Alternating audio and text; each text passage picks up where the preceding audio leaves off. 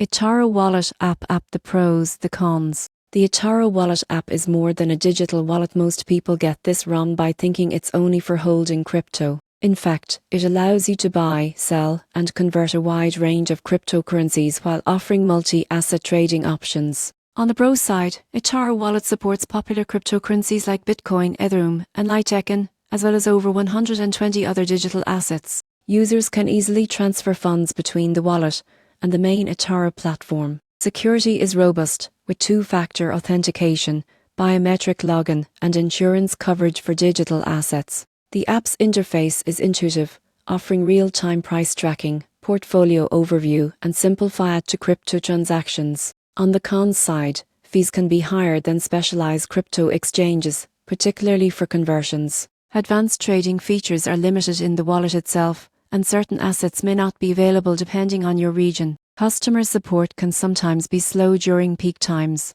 In conclusion, eToro Wallet app is ideal for users seeking a secure, all-in-one solution for storing and managing crypto. While fees and limited in-app trading are drawbacks, the combination of multi-asset support, strong security, and seamless integration with eToro's platform makes it an attractive choice for beginners and casual traders.